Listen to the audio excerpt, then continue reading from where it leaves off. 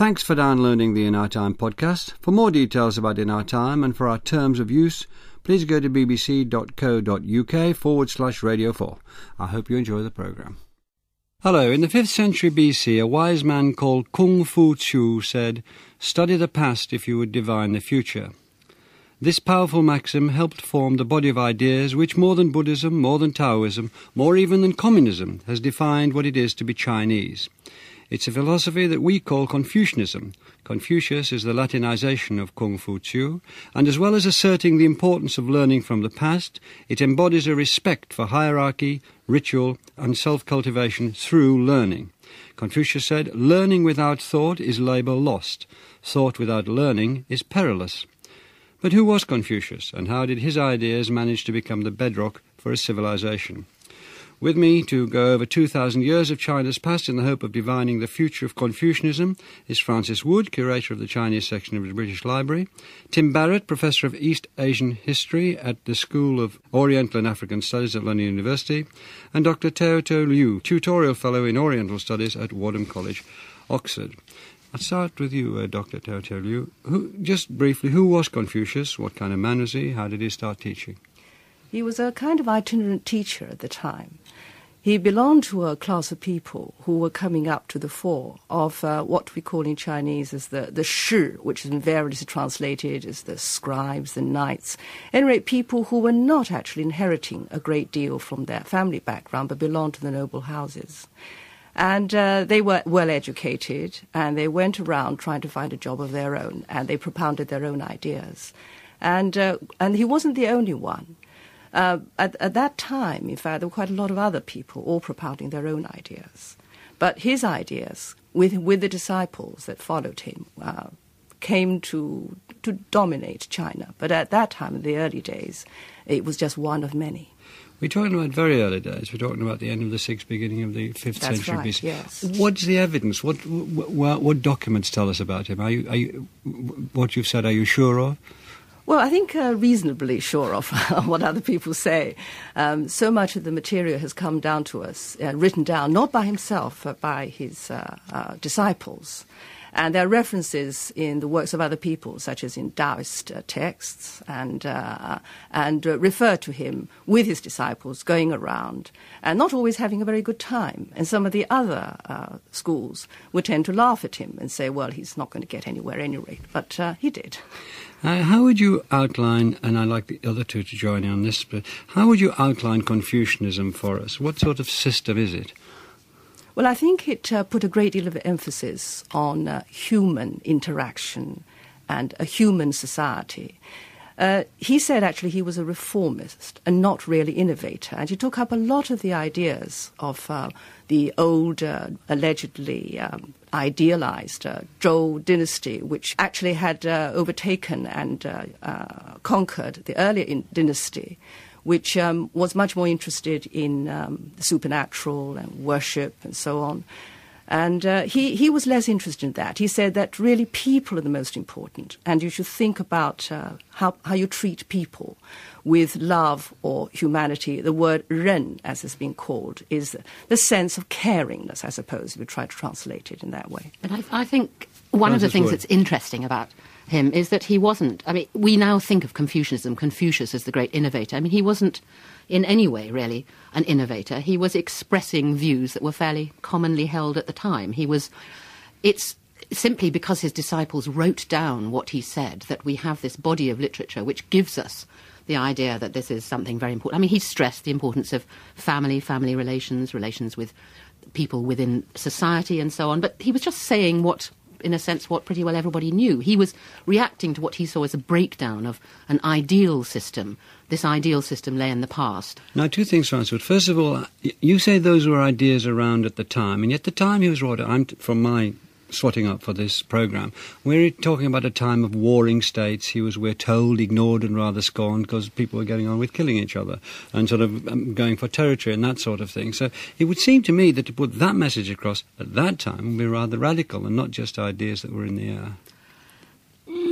I don't altogether agree. I think what I was trying to say is that he's iterating what people knew. I mean, of course, the system had broken down and he's saying, let's get back to the system. And the system is very much one. I mean, there is this. Tata has put this nice gloss on it about it being reciprocity and people being nice to each other. But I mean, he was very concerned with sort of statesmanship, and he believed in things should be right. Let the ruler be a ruler, let the subject be a subject, and that you had to behave in the right sort of way, and that goes right the way down through society. The right way being a very strict hierarchy we're talking about, aren't we? Let the minister be the minister, the ruler be the ruler, the minister be the minister, the father be the father, the son be the son, and then the state is stable. Yes. All male, by the way, but never mind. Absolutely. Yes. We can come to women. Talk about that. Yes, whether you can rescue your sister-in-law from drowning if it involves touching her hand was a big argument. I mean, the idea was it was actually so improper for a man to touch a woman's hand if he was not actually married to her, that it would be better to leave her to drown. Just a second. So we've got a sort of almost Christ-like idea from Tao Te Ching 500 years before Christ. We've got a very strict hierarchical idea from you with the exclusion of women. But there's a part of Confucianism to do with government and governance, which is why it was so brought in by the bureaucracies. Now, Tim, can you give us some view of that? Then we might have three sort of, grips on what the man was about. Yes, well, he certainly believed that the key to good government was education, and in that he was very much in the minority in his time, even if there were other people like him. The way the world was going at that time was more and more towards sheer efficiency, especially as rising powers in the regions in China. The dynasty was breaking up and its former vassals were beginning to compete to take its place. These rising powers obviously put a premium on efficiency, especially military efficiency. What worked was right, and what succeeded in defeating one's enemies was right. So to talk about rituals, to talk about kindness in human relationships, this all seemed very remote. However, one of the ways in which Confucius sought to achieve his educational ends was to, as we said earlier, look backwards towards the institutions, towards the texts concerning better times in the past. So he was laying the foundations of an educational curriculum which conveyed a cultural heritage. Now, in the short term, this looked to his possibly to his contemporaries, certainly for centuries thereafter, this looked plain silly. However, once China was unified and there were no more enemies to fight, how can you keep an empire together?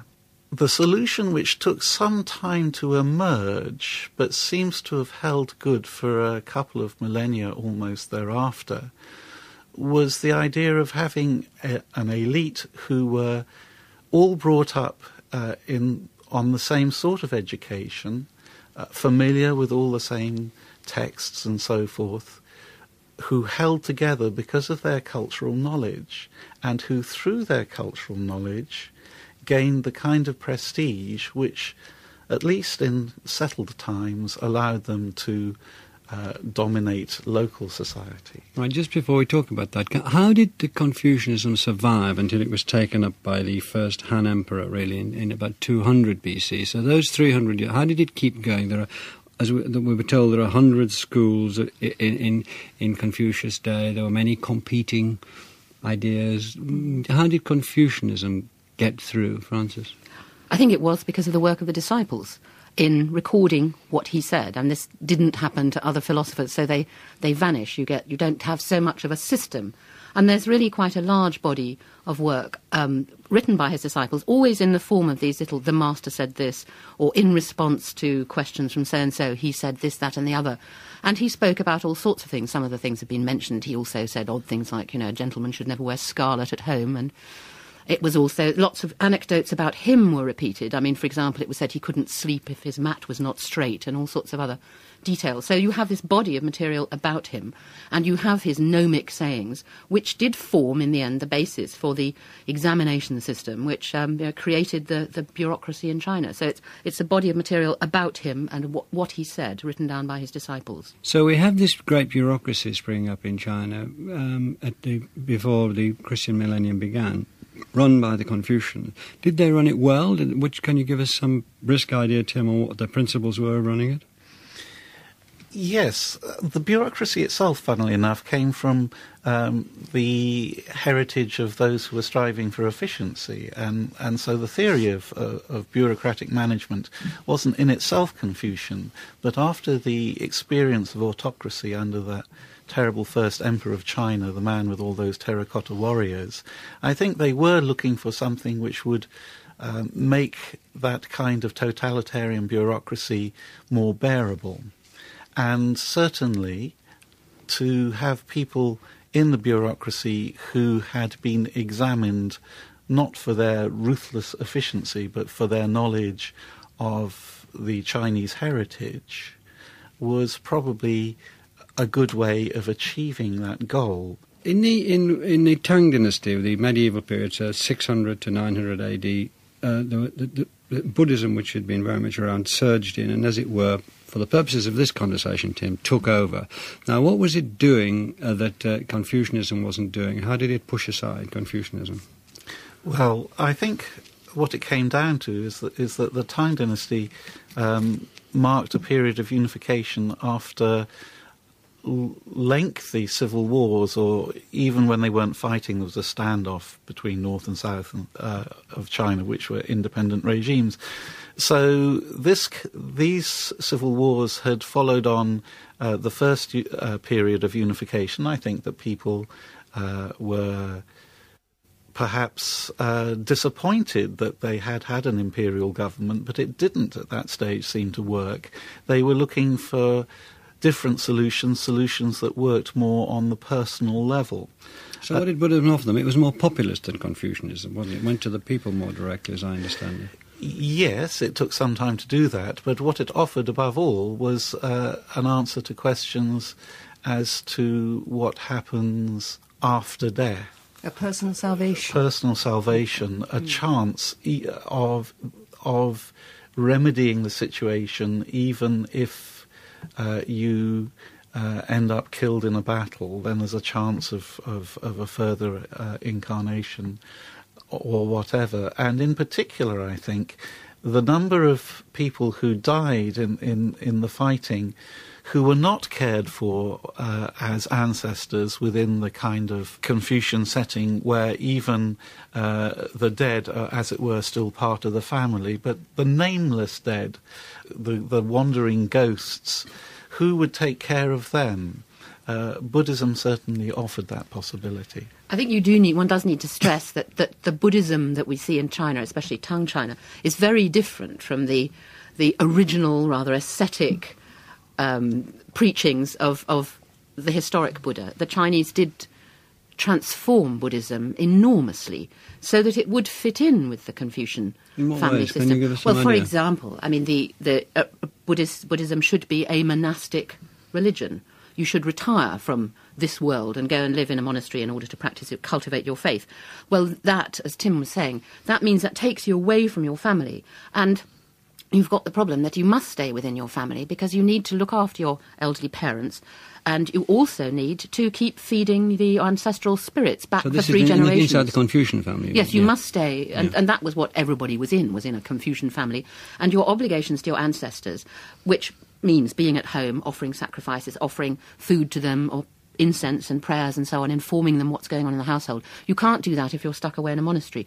So you get things like, I mean, this is putting it very simplistically, but you get the development of Zen, Chan in Chinese, which is sudden enlightenment, which is through self-cultivation. You don't have to leave your home, go into a monastery, but you can become a Buddhist and you can achieve enlightenment through your own cultivation. But I'm sure Tim would have more to say on that because he's much more of a specialist. Yes, obviously the idea that you could achieve enlightenment in the here and now, in the middle of everyday life, is one of the great strengths of the Zen way of thinking. On the other hand, you can also see that the way Zen is presented, the snappy interchange between masters and disciples, is paradoxically still very much in the tradition of Confucius speaking with his disciples. So something at the heart of the depiction of Chinese thought, which is not necessarily to do with explaining vast systems logically, because in fact, where Chinese thought shows itself is in interaction between people.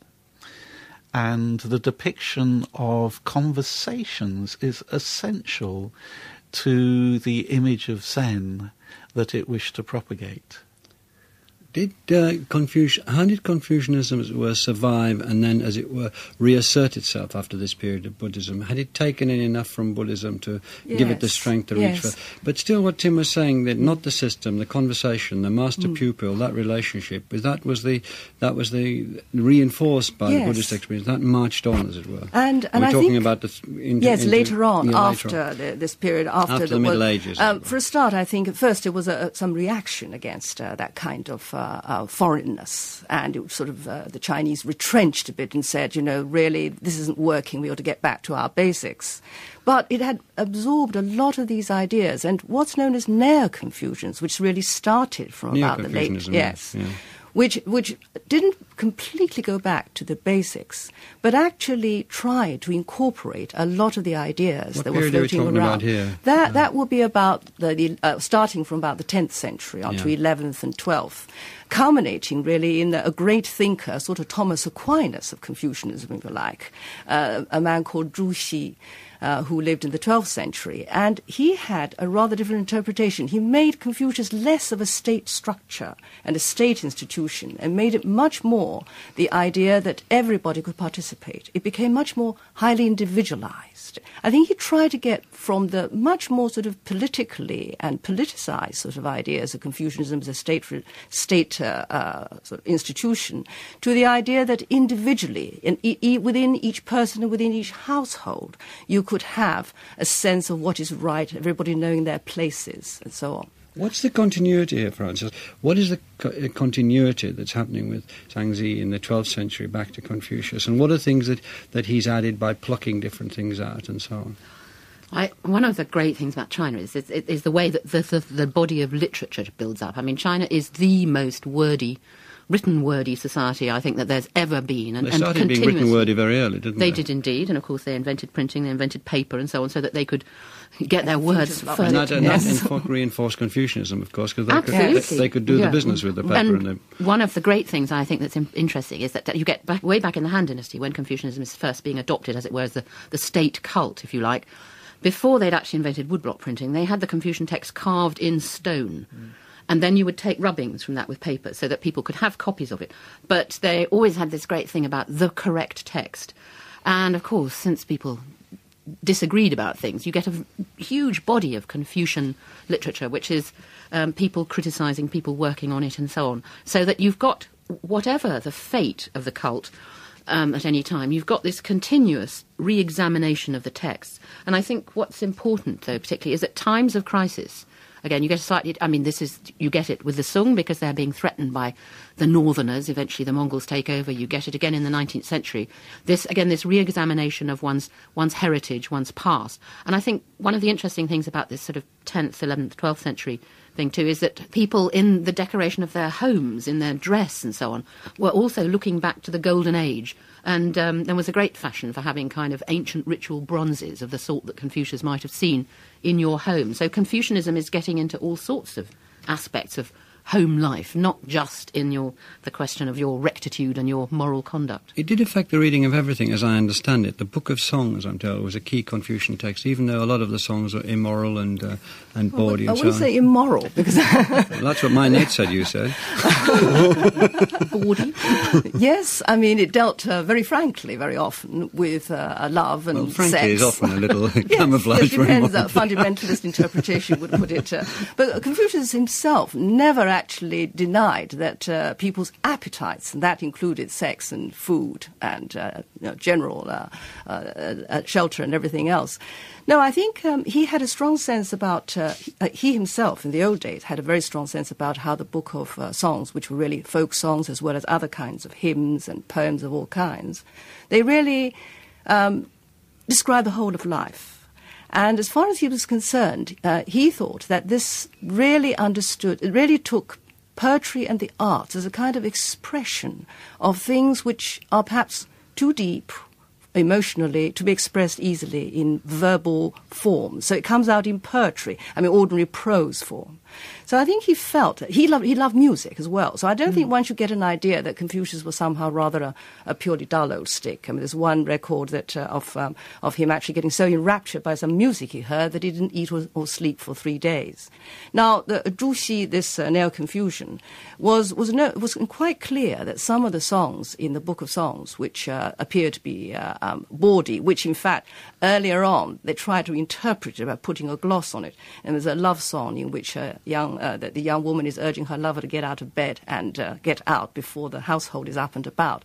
It's sort of interpreted as in an earlier period, in the Han period, as though it was the emperor's very virtuous consort telling him to get up and get to work and go to court where everybody's waiting for him. And nice try, really, isn't it? It's still a good interpretation, but probably the more bawdy one was the real one. So I think there was a great spread of all of this, and the way that the arts were seen, whilst at the same time you could say that he was very keen on putting across the way, the Tao, which actually is a term he shared with Daoism as well. Yet that sense of the way was a way of righteousness in general. So we have, by the time we come to the 19th century, I know this is a gallop, but there you go, we have a Confucianist China, which is the bureaucracy, the educational system, the ideas have been changed and transformed and so on, but it still is recognisable 2,500 years on. This man's disciples, maybe more than this man, have informed this enormous, powerful civilization. Now, what effect, and it's deeply embedded into it, and women are excluded. But what effect did the arrival of, let us call it, the arrival of the industrial West in the 19th century, what effect did that have on China, and particularly on Confucianism, on the ideals that it carried? Well, one of the things which it did was it broke up the entire Confucian world. We have to see that China regarded itself as bestowing civilization on its neighbours like Korea and Japan and indeed Vietnam. So when these countries either fell under colonial influence or went their own ways, this was a bit of a blow for Confucian self-esteem to start with. Then obviously the introduction of Western values questioned the ability of Confucianism to create a society fit to survive in the modern world. And once again, we see some of the slogans which had dominated China in the terrible period after the life of Confucius as it moved towards unification by brute force. The same slogans start to come back again. Originally perhaps in Japan, but then in China too, as these countries perceived themselves as under threat in an immensely competitive situation. The slogans that we must enrich the country, strengthen the army, these became once again dominant. So it's at the same time an awful new world, but one which had echoes in East Asia of times long distant. Dao, can I ask you, moving on a bit further, when Mao attacked Confucianism and in the Cultural Revolution attempted to eliminate the past, which would mean eliminating Confucianism, how successful was he? Well, in some ways, he was very successful, getting rid of the old and the past, but it didn't really work because in many ways, Mao himself was a bit of a Confucianist. He was a great believer in hierarchy, and not at all in the democratic principles. You knew your place, and as far as he was concerned, he was at the top of the tree, and everybody else was somewhere, different rungs, well below it. And I think he also actually went against the Confucian spirit of being fairly Catholic and the ability to take on various aspects. He just decided everything had to be one politically correct voice. And that went against Confucianism. And as soon as Mao stopped his terrorizing ways of getting that done, of course, it disappeared.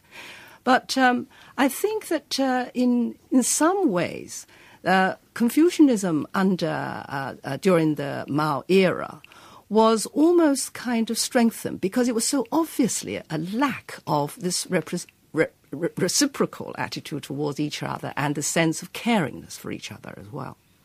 And do you find that it continued after Mao? It continued through Mao? Did Mao utilize Confucianism? Did it go by another name, as it were?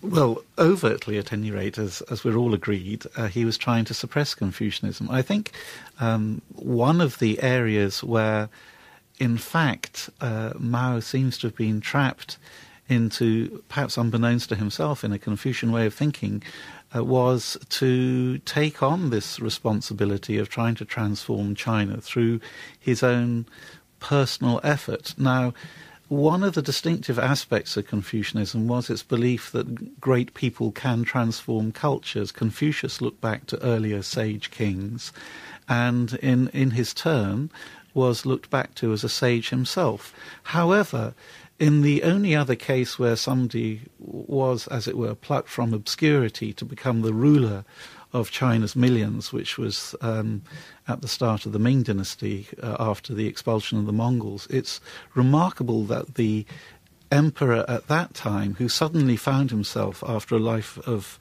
poverty, in charge of China, exerted himself to make China a good country, and when he failed to do so, became more and more autocratic. So, although Mao's idea of what China should be like may have been more than coloured by Marxism, the effort single-handedly to transform China and the effects of failure on him personally in making him more and more autocratic bear an uncanny echo of earlier problems in trying to act as a sage and single-handedly transform a whole society. Will there be a similar echo, Francis, in the sense that Confucianism is it now beginning to strengthen and reassert itself? I think there are things, there are ways in which it's never vanished from the sort of Chinese ethos, the strength of family ties, the responsibility of family, even in things like, the family has to pay for the bullet if one of its members is shot as a criminal. Things like slander, you can't slander for 3 generations back. That's all got all sorts of resonances which are very Confucian. It hasn't, I think, I haven't seen in China, it hasn't been used in any sort of self-strengthening yet.